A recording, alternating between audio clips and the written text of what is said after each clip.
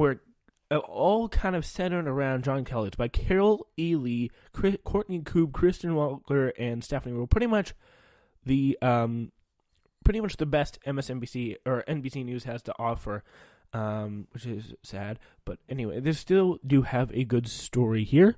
Some current and former officials say they expect Kelly to leave by July, and that Trump and Kelly will soon seem to have tired of each other.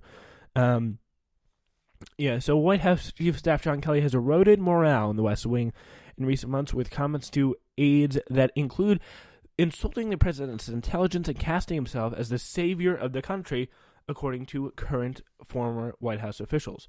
The officials said Kelly portrays himself to the Trump administration as the lone bulwark against catastrophe, curbing the erratic urges of a president with a questionable grasp on policy issues and the functions of the government.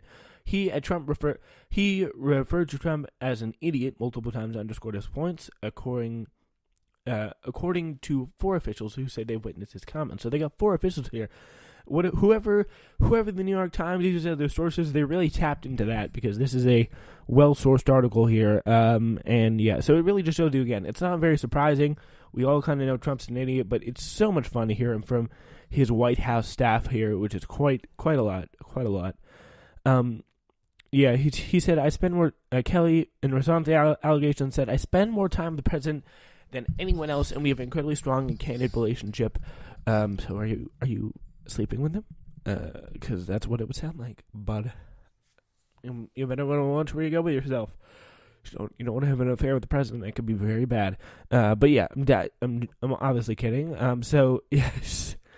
Kelly said in a statement, he always knows where I stand, and he and I both know the story is total BS. I'm committed to the president, his agenda, and our country. There's another pathetic attempt to smear people close to President Trump to distract from the administration's many successes. Like what? Getting elected. That seems to be the biggest success you guys have had so far. I mean, I really can't think of one. I really cannot think of one. Other than tax cuts, which you did a pretty good job of staying out of. That could be an accomplishment. I mean, that definitely helped them get it done. But yeah, anyway, 3 White House spokespeople said they do not believe it's accurate that Kelly called the president an idiot, adding that none of them have ever heard him do that or otherwise use that word. Officials said Kelly's public image as a retired 4-star general instilling discipline on a chaotic White House and an impulsive president belies what they describe as an undisciplined and indiscreet approach he's employed as the chief of staff. The private manner aides describe may shed new light on why Kelly finds himself now 9 months on the job grappling with admission, influence, and a drumbeat of questions about how long he will remain on the White House. It's gonna be a tough job down the road for him. And the question is, he says stuff you can believe. He'll say it, and you'll think that's not. He says stuff you can't believe. Said one senior White House official. Said he'll say that, and you think that's not what he should be saying of John Kelly. Trump, whose aides have soured on the second chief of staff, is aware some, though not all, of Kelly's comments, according to though not all of Kelly's comments, according to current and former White House officials. So the White House spokespeople said they haven't heard Kelly talk about himself as the one saving the country, and if anything, he may have spoken in jest along those lines. That's what he is going to guess. He's going to make that leap there, that it was in jest. Okay. So presidential historian Michael Beschloss said Kelly's comments about Trump, when compared to previous White House chief of staffs, suggest a lack of respect for the sitting president of the kind we have not seen before. But Beschloss said the closest similarity would be President Ronald Reagan's chief of staff during his second term, Don Reagan, who someone looked down on his boss and eventually lost the support of his staff and his president. Reagan was eventually replaced 2 years later by Don Reagan, was eventually replaced 2 years later by Howard Baker. All right, we're going to see what else he said and some of the other stuff around this story coming up next.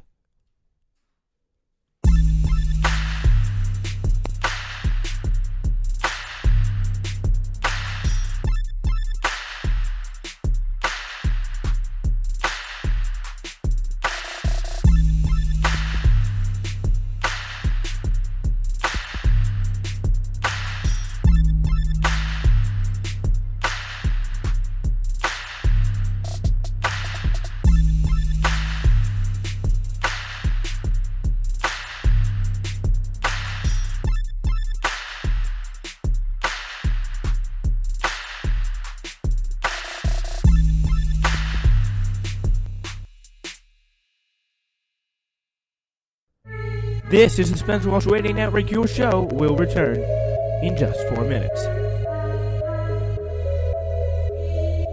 Pendo on the beat.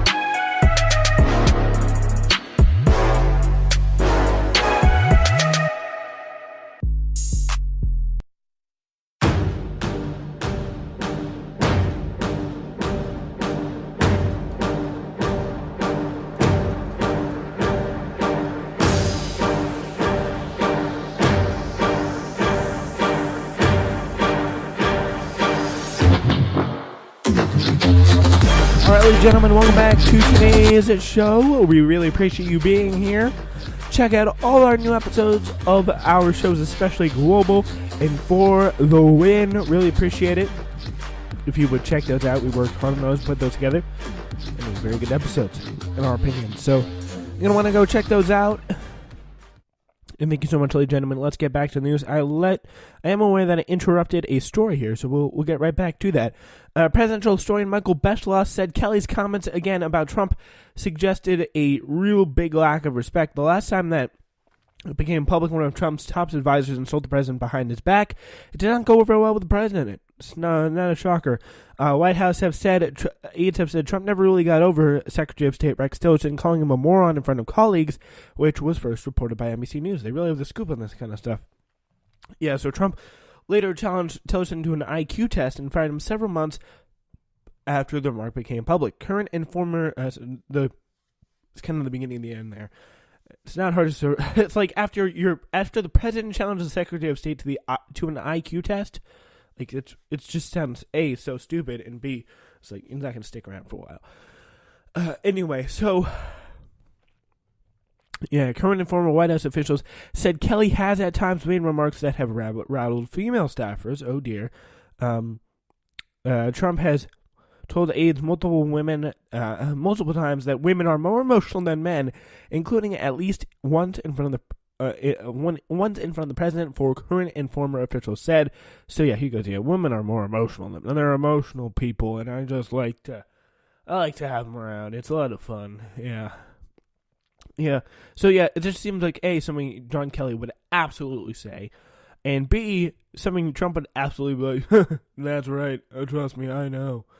And like, for the women who are upset with it like that, I have a little sympathy. Like, you know who you're working for, right? Have you looked at them? Have you looked at their past and public comments? I don't know why there are any women in that White House. I mean, this guy's accused of rape. The president is accused of rape. I'm not making that up. Yeah.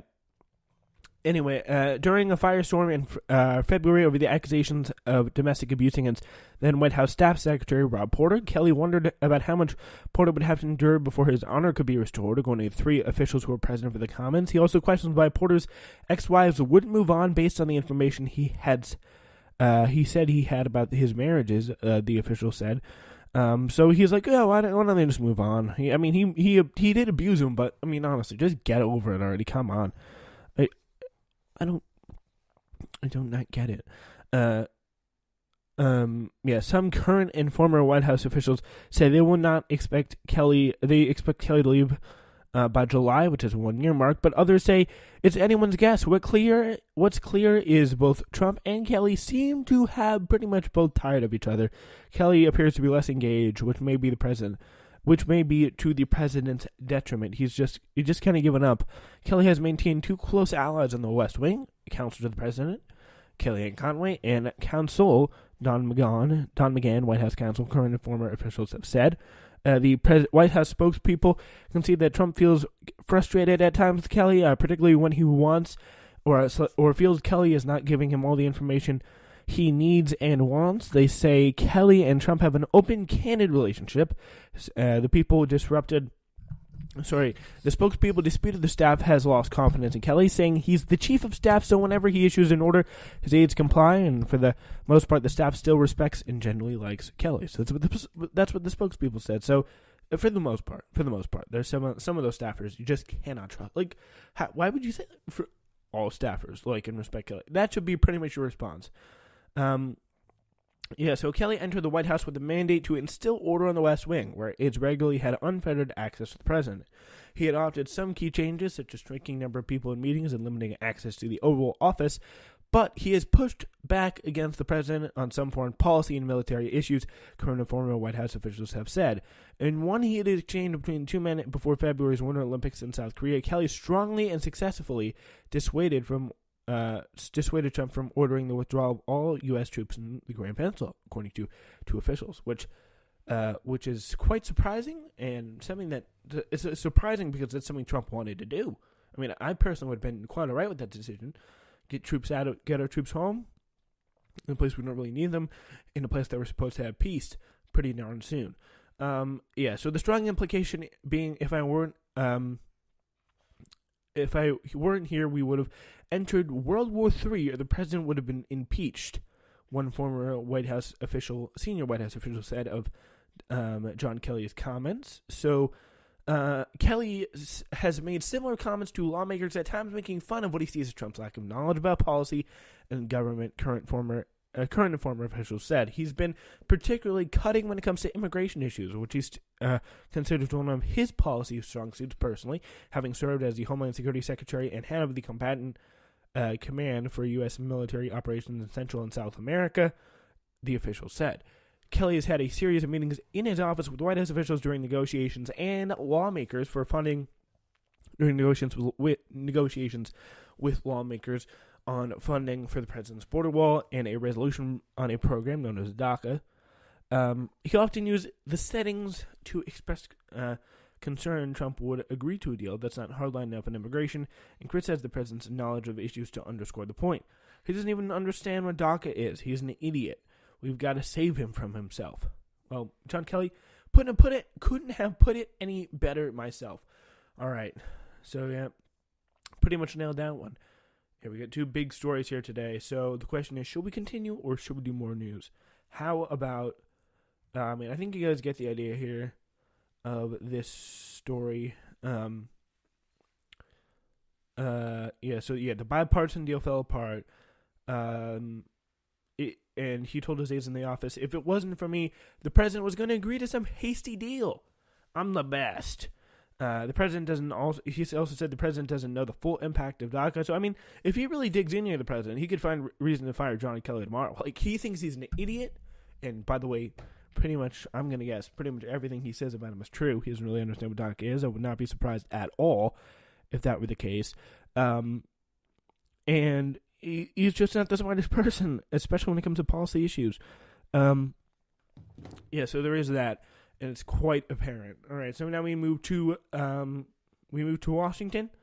If we weren't there already, which I think we were, the Trump administration has delayed a decision about whether to impose steel and aluminum tariffs on the European Union and Canada and Mexico for another 30 days.